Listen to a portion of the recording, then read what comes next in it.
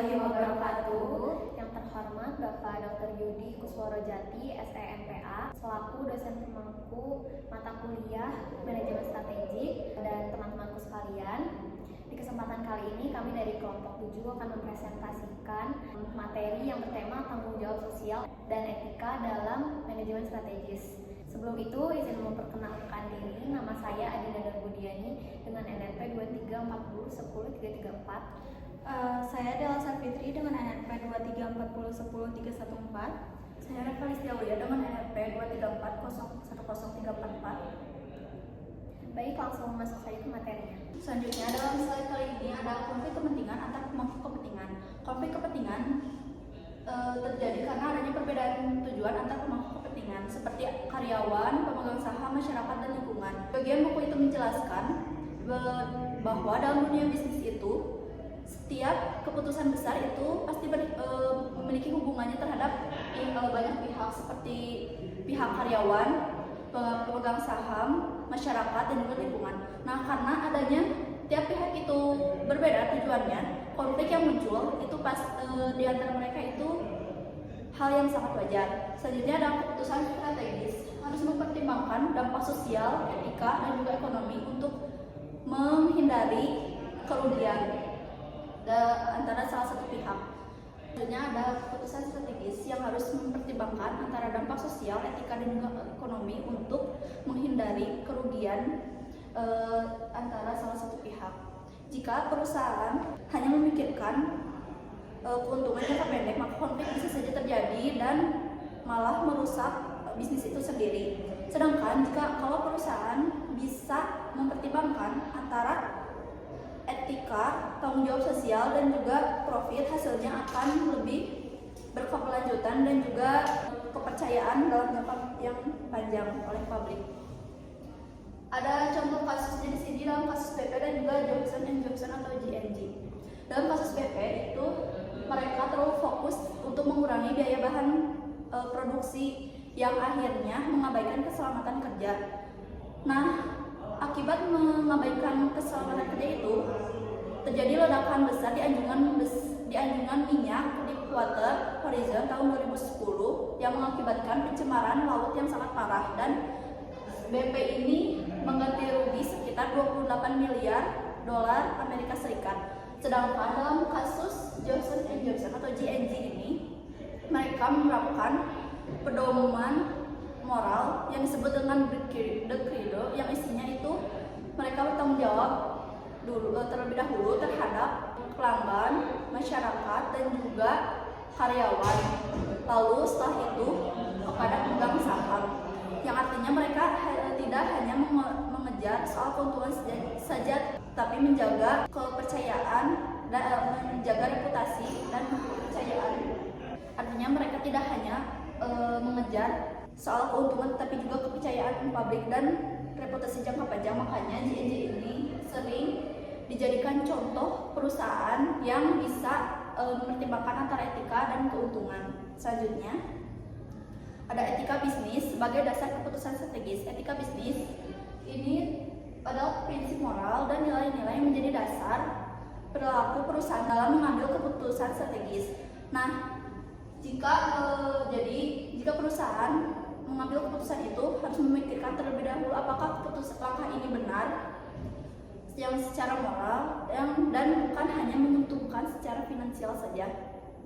Menurut Whelan and Hammer, strategi yang baik harus mempertimbangkan antara aspek estetika, bukan hanya efisiensi dan hanya profit saja. Jika aspek etika diabaikan, maka hasilnya itu balik lagi ke yang tadi, merusak reputasi dan kepercayaan publik. Selanjutnya ada peran etika dalam strategi.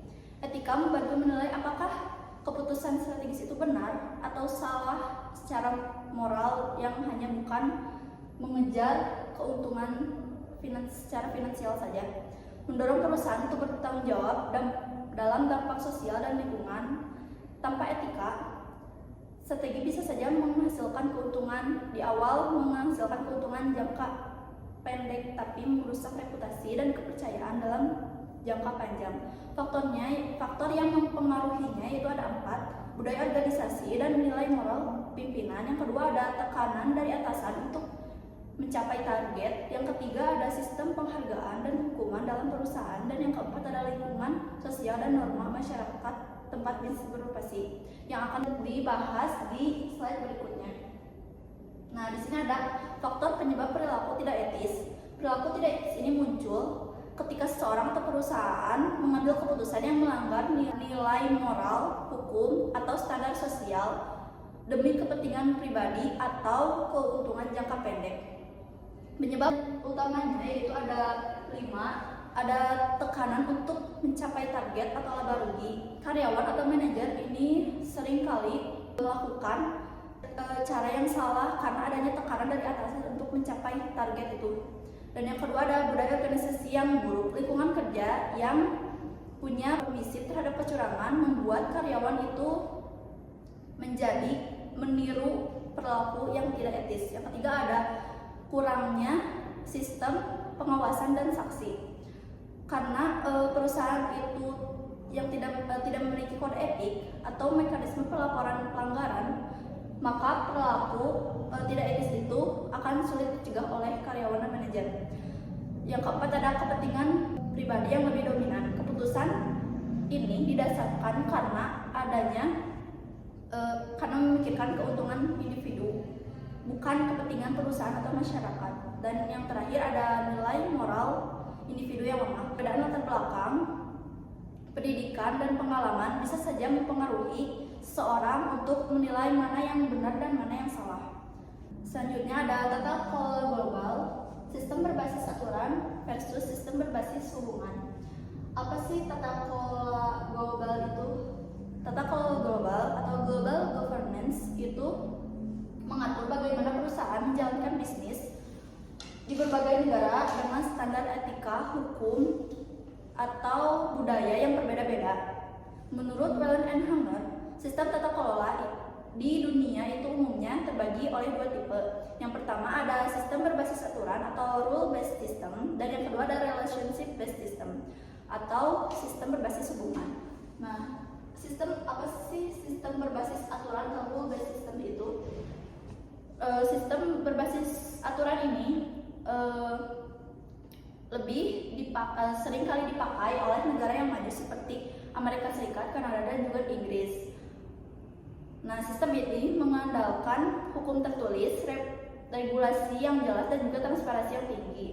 Mitra bisnis dan investor itu seringkali memakai sistem ini karena lingkungan hukum yang kuat. Ciri-cirinya yaitu perusahaan wajib mematuhi etika dan tata kelola yang ketat seperti audit, laporan publik, dan juga kode etik. Nah, yang kedua ada sistem berbasis hubungan atau relationship-based system. Banyak diterapkan oleh negara yang berkembang dan di Asia Timur. Bisnis yang menerapkan sistem ini dijalankan melalui jaringan pribadi, koneksi, dan kepercayaan individu. Keputusan yang memakai sistem ini lebih dipengaruhi oleh hubungan sosial daripada hukum yang tertulis atau aturan yang tertulis. Risikonya bisa membuka peluang bagi korupsi, kolusi, dan nepotisme jika tidak diawasi dengan baik dan benar. Sekian dari kelompok kami. Apabila ada kesalahan kata maupun penyampaian. Wassalamualaikum warahmatullahi wabarakatuh.